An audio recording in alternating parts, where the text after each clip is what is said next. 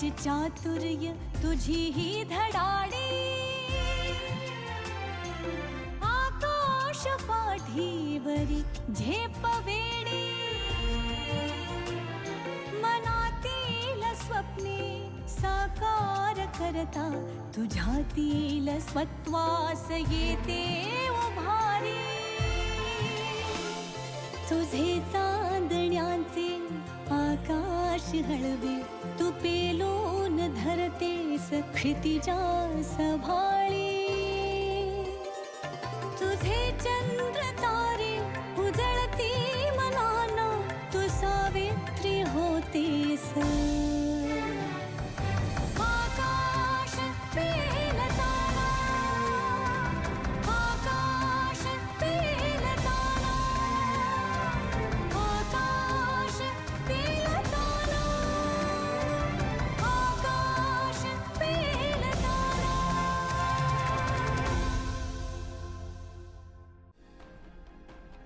शारीरिक व्यंगावर मात करत 2022 पासून जी क्रिएशन आर्ट या नावानं 100% हस्तनिर्मित वस्तू तयार करणाऱ्या उत्तम गायिका आणि मराठी भाषेची उत्तम जाण असणाऱ्या गार्गी अष्टेकर या आहेत आपल्या आजच्या मुलाखतीच्या मानकरी. गार्गी यांनी 2016 साली ठाणे येथील विश्वास संस्थेच्या स्वमग्न मुलांच्या बरोबर काम करायला सुरुवात केली. 2017 साली हस्तकलेची आवड असणाऱ्या गार्गीनं कुटुंबाला आर्थिक हातभार म्हणून छत्रपती संभाजीनगर येथील आरंभ ऑटिझम सेंटर इथे कला शिक्षिका म्हणून नोकरी देखील केली.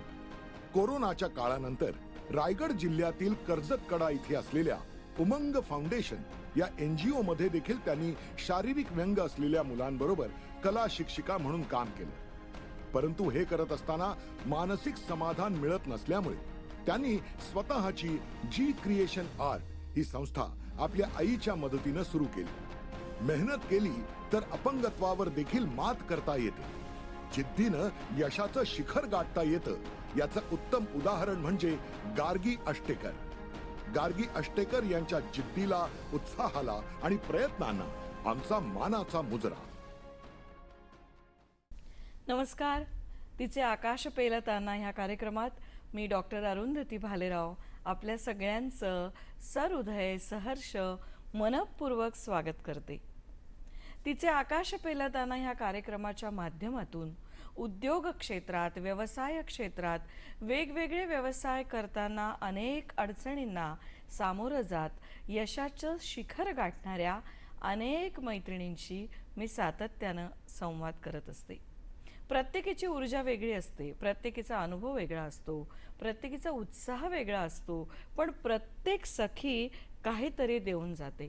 आणि हा कार्यक्रम ज्या मैत्रिणी बघत असतील त्यांना नक्कीच ह्या कार्यक्रमातून प्रेरणा मिळत असेल ही मला खात्री आहे.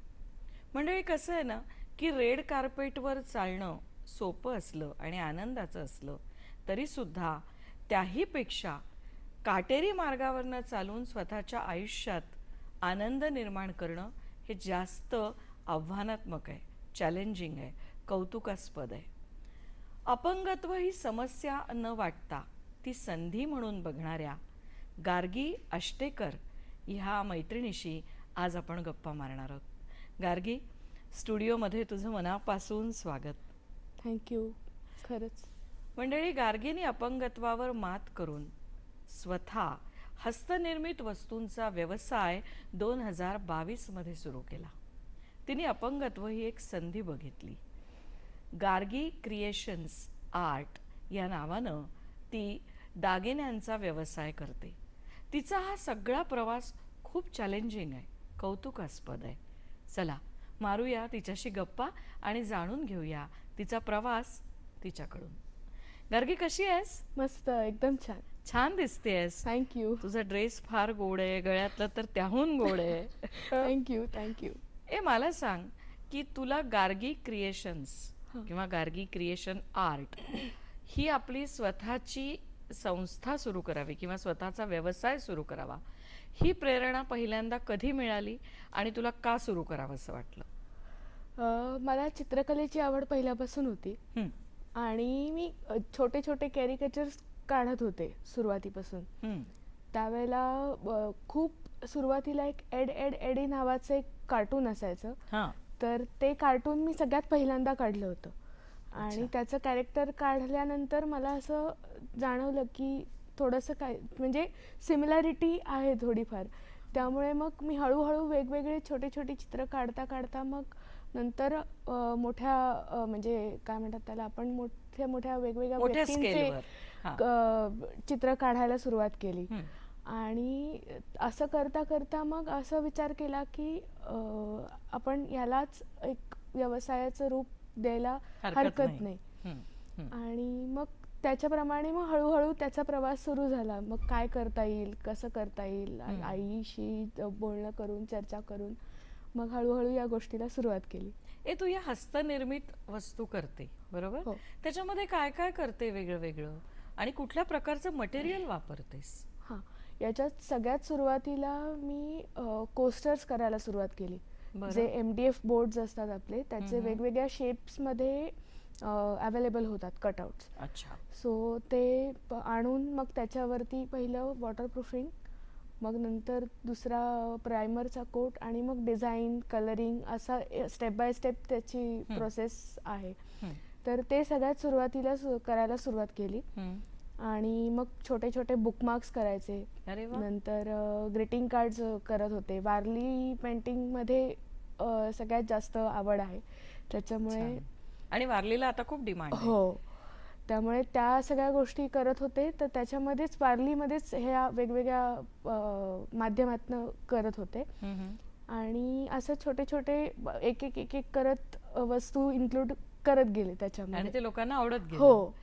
मला सांग गार्गी, आता ह्या सगळ्या वस्तू तयार करताना तुला काय म्हणजे मटेरियल तर लागतंच, पण भरपूर भांडवल लागतं किंवा हाताशी कोणीतरी लागतं आपल्याला सोबत. तू कसं हे सगळं करतेस? सगळ्यात पहिलं तर म्हणजे आई तर सोबत आहेच कायम.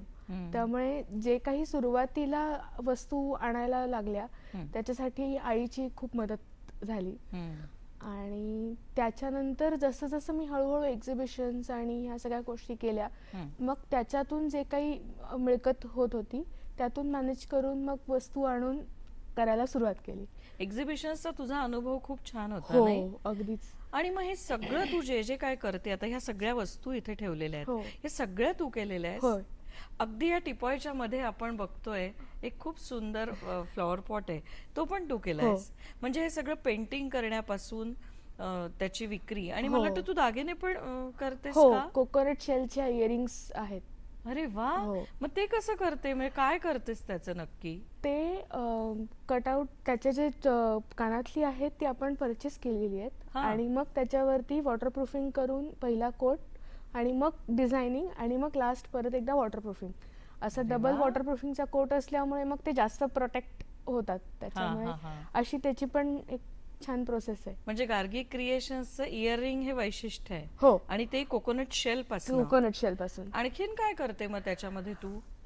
त्याच्यात आता सध्या ज्वेलरी मध्ये कानातली आहेत आणि बाकी मग आता कुंड्या, त्याच्यानंतर आपले जे वॉल हँगिंग्स असतात लहान मोठे सगळ्या साईज मध्ये वॉल हँगिंग आहेत, कोस्टर्स आहेत, त्याच्यानंतर सिरॅमिकच्या कुंड्या, प्लास्टिकच्या कुंड्या, आपले टेराकोटाचे जे मग्स आहेत ते आपण प्लांटर म्हणू त्याला आपण, ते प्लांटर म्हणून वापरायला म्हणून करते.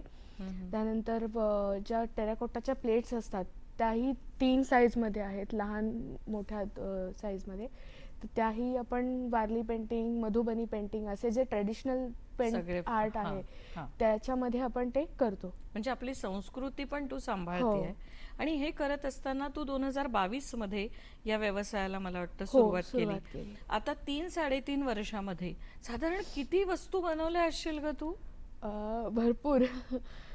एक्झिबिशनला खूप लागत असेल ना? खूप जास्त. तुझी भाषा, तुझा मराठी भाषेवर खूप अभ्यास आहे असं मला कळालंय. आणि त्याचबरोबर तू उत्तम मला वाटतं गाते सुद्धा ना. म्हणजे बघ किती वेगवेगळ्या गोष्टी तुझ्याकडे आहेत. पण गार्गी, जेव्हा तुला लक्षात आलं की आपल्याकडे आता काही मर्यादा आहेत, काही अडचणी आहेत शारीरिक, त्या अडचणींवर मात करत तू ह्या सकारात्मकतेची वाट जेव्हा जोपासली तेव्हा तू स्वतःला तुझं मोटिवेट कसं करतेस? या सगळ्यामध्ये सुद्धा सगळंच कुटुंब बरोबर होतं. म्हणजे आई, आजी, आजोबा, मावशी, म्हणजे आईचे आई बाबा. आईचे आई बाबा, दोन्ही मावश्या, असं सगळं कुटुंब माझ्या बरोबर होतं. ते सतत म्हणजे आपण म्हणतो ना, प्रत्येक पावलावरती काही ना काही अशा मोटिवेटिव्ह गोष्टी सांगत असतात की ज्यांनी आपण खचून न जाता उलट आपण पुढे अजून काय चांगल्या पद्धतीने करू शकतो या गोष्टीकडे जास्त लक्ष जातं. त्यामुळे या सगळ्यावरती मात करताना खूप सोपं जातं. म्हणजे तुझं कुटुंब ही तुझी प्रेरणा आहे आणि ते तुला अजिबात खचू देत नाही, उलट तुला हे सगळं करायला प्रोत्साहन देतात. कुटुंबाचं सहकार्य कुठलाही व्यवसाय करताना किती महत्वाचं असतं हे गार्गी आता तुझ्याकडनं आमच्या लक्षात आलं. आकाश पेलताना कोकोनट शेल पासनं तू इयररिंग्स तयार करते. मला खूप उत्सुकता आहे आणि इव्हन आमच्या प्रेक्षकांना सुद्धा असेल की नक्की कसे असतात ते इयररिंग्स. तुझ्याकडे असतील तर दाखव ना आम्हाला. ह्या कानातल्यांवर अच्छा ते कोकोनटचा शेल आणि त्याच्यावर तू ते सगळं पेंटिंग केलंय आणि ते निघत नाही मग? नाही, याला सुद्धा आपला वॉटरप्रूफिंगचा कोट असतो, त्यामुळे तेही निघण्याचे चान्सेस नाहीच आहेत. आणि हे जे तू इकडे आता या ग्रीन ह्याच्यावर जे दिसतंय हे मला वाटतं मंडाला डॉट मंडाला आर्ट आणि ते सगळं तूच केलंयस. होय. त्याच्या मागे काही फ्रेम्स दिसतायत. हे खूप सुंदर आहेत. हे सिंगल आहे, वॉल हँगिंग म्हणून किंवा कोस्टर म्हणून सुद्धा वापरता येईल अशा पद्धतीचं. फार सुंदर केलंयस. आणि तुझ्या त्या बाजूला मला काहीतरी फार इंटरेस्टिंग दिसतंय. ते काय आहे ते पण दाखव ना आमच्या प्रेक्षकांना. ही टेराकोटाची प्लेट आहे. सुंदर. आणि ह्याच्यावर तू वारली पेंटिंग केलंय. त्यांचं जे ट्रॅडिशनल ते ढोल वाजवण्याचं एक असतं ते तू केलंयस. फार छान दिसतंय, मस्त. हे आणखीन एक डिझाईन आहे कलर कॉम्बिनेशन मध्ये. सुंदर. युजली अशी चेन असते आणि हातात हात घातलेले ते वारली सगळे असतात. फार सुंदर दिसतंय गार्गी, अतिशय छान. गार्गी, कधीतरी अशी चिडचिड होते का की माझ्याच नशिबात हे का, माझ्याच वाट्याला हे अपंगत्व का, मीच का म्हणून? त्यावेळेला तू स्वतःकडे कसं बघतेस? असं मला शाळेच्या काळात व्हायचं. जाता येता मुलं बघायची, मग काही ना काही बोलत असायची, मग ते कानावर पडत असल्यामुळे ते थोडंसं वाईट वाटायचं की का, म्हणजे असं कशासाठी. पण मग नंतर म्हटलं तसं सगळे घरामध्ये सगळेच जण मंडळी मला खूप सपोर्टिव्ह होती. त्याच्यामुळे ते म्हणायचे की काही हरकत नाही, आपण असे आहोत म्हणून काही त्यांनी बिघडत नाहीये, उलट आपण याच्यात अजून काय छान करता येईल ते आपण वेगवेगळा शोध घेऊ शकतो. त्यामुळे प्रत्येक जण त्यांच्या परीने सांगत असल्यामुळे असं फार नाही वाटायचं. सुरुवातीलाच मी म्हटलं तसं शाळेत जाताना येताना जेव्हा बोलायचे त्यावेळेला थोडासा त्रास व्हायचा आणि ते वय लहान असतं, त्यामुळे ते खूप लागल्यासारखं व्हायचं. गार्गी, तू हे जे सगळं करते ह्याचं काही प्रशिक्षण घेतलंयस? मी वारली पेंटिंगचा कोर्स केला होता. अच्छा. ऑनलाईन कोर्सच होता, त्यामुळे वारली पेंटिंग वरती छान एकदम व्यवस्थित जम बसलाय. आणि बाकी आर्ट मग मी असं थोडंफार कुठेतरी बघून किंवा माहिती मिळवून मग त्याप्रमाणेच ते डेव्हलप केलं. तू कला शिक्षिका म्हणून पण काम केलंय, तर मला वाटतं कर्जत जवळ उमंग नावाच्या संस्थेत तू कला शिक्षिका होतीस. तो तुझा अनुभव कसा होता? तो खूप चॅलेंजिंग होता, कारण तिथली मुलं स्वमग्न होते. अच्छा. त्यामुळे त्या मुलांना काहीच समजत नाही. आपण आता तिथे अनेक वर्ष राहत असल्यामुळे काही कमांड्स आता हळूहळू त्यांच्या लक्षात येतात. म्हणजे डबा खाणं म्हणा किंवा पाणी प्यायला जा किंवा असं ह्या सगळ्या गोष्टी ज्या आहेत त्या त्यांना कमांड दिल्यानंतर लक्षात येतात. पण अदरवाईज त्यांना असं काही सांगायला गेलं तर पटकन लक्षात येत नाही. त्यामुळे त्यांना सांभाळणं खूप कठीण जातं. पण मग तू त्यांना काय शिकवायचीस? मी त्यांना आपले जे डॉक्टरांस असतात त्यांच्याकडे जी अशी हल्ली औषधाची पाकिटं, जी कागदी पाकिटं असतात ती, त्याच्यानंतर छोटे आपण कंदील तयार करतो कागदाचे ते, अशा पद्धतीचे. त्याच्यानंतर फॉईल सारखं एक असायचं, त्याचं डिझाईन तयार करून ते तारेनी जॉईन करून अशा पद्धतीचं एक आर्ट होतं. तर ते त्यांना आधीपासून प्रशिक्षण देत होते, मग तेच मी ते त्याच्यामध्ये कंटिन्यू करून मग अशा सगळ्या वेगवेगळ्या गोष्टी शिकवत होते. पण हे तुझ्यासाठी पण खरंच किती आव्हान होतं, कारण ह्या मुलांना तू म्हणते कमांड्स कळत नाही. मग तू जे सांगतेस की पेपर असा फोल्ड करा किंवा आता असं करा, ते तू त्यांना कसं सांगायचीस? ते देताना त्यांच्या हातात देऊन त्यांच्या हाताला धरून ते वळवायच्या, म्हणजे आता समजा तार वळवायची असेल तर ती त्यांची मुवमेंट करून घ्यायची. त्याच्यामुळे त्या मुवमेंट वरनं त्यांना ते लक्षात यायचं. पण प्रत्येक वेळेला करताना मात्र त्यांना ते हात धरूनच करून सांगायला लागायचं. आणि मग हा अनुभव घेत असताना आपण शिकत असतो आणि शिकवण्याचा हा प्रवास असतो. तू काय त्यातनं शिकलीस असं तुला वाटतं? म्हणजे आपण जर एखाद्या गोष्टीवरती खूप कॉन्सन्ट्रेट करायचं ठरवलं ना, तर म्हणजे ही मुलं सुद्धा काही कळत नसताना सुद्धा ते व्यवस्थित कॉन्सन्ट्रेशननी करतात. भले त्यांना अगदी आपण मदत करत असू, पण तरी त्यांचं लक्ष मात्र त्याच गोष्टीवर असतं. इकडे तिकडे लक्ष जात नाही त्यांचं. करत असताना ते त्याच गोष्टीवर फोकस करतात. कॉन्सन्ट्रेशनचा तसा इश्यू नसतो. त्यांना कमांड्स रिसीव्ह करणं थोडं अवघड असतं. याचा थोडासा त्रास अवघड असतं. अशाच प्रकारचा अनुभव तुला ठाण्याच्या विश्वास स्वमग्न मुलांबरोबर पण तू शिक्षिका म्हणून घेतला, तिथला अनुभव कसा होता? तिथेही छान होता अनुभव. म्हणजे तिथे असंच मुलं वेगवेगळ्या प्रकारची होती. मग त्यांना पण असेच पाकिटं किंवा अजून तिथे हे होते, गोंड्यांपासून लोकरीपासून गोंडे तयार करायचे. मग ते गोंडे तयार केलेले ओवून त्याचा हार कसा तयार करायचा वगैरे अशा पद्धतीचं प्रशिक्षण मी तिथे त्यांना देत होते. आकाश पेलताना म्हणजे क्राफ्ट टीचर म्हणून तुझ्याकडे एक कला शिक्षिका म्हणून आता उमंगचा अनुभव आहे, विश्वासचा अनुभव आहे. तू संभाजीनगर मध्ये सुद्धा कला शिक्षिका म्हणून नोकरी करत होती. खरं तर तुला ती नोकरी करायची नव्हती असं मी वाचलंय आणि तुला नको होतं ते सगळं, पण तरी सुद्धा तुला ती करावी लागली. त्याच्या मागची कारणं काय होती? म्हणजे आधी 2 ठिकाणी असं काम केलेलं असल्यामुळे अनुभव होता की कशा पद्धतीने मुलांना टॅकल करावं लागतं आणि त्याच्यामुळे थोडंसं ते मला अवघड वाटत होतं. पण जेव्हा काम करायला सुरुवात केली त्यानंतर जे एक एक गोष्टी माझ्या समोर येत गेल्या त्या सगळ्या गोष्टी खूप वेगळ्या होत्या.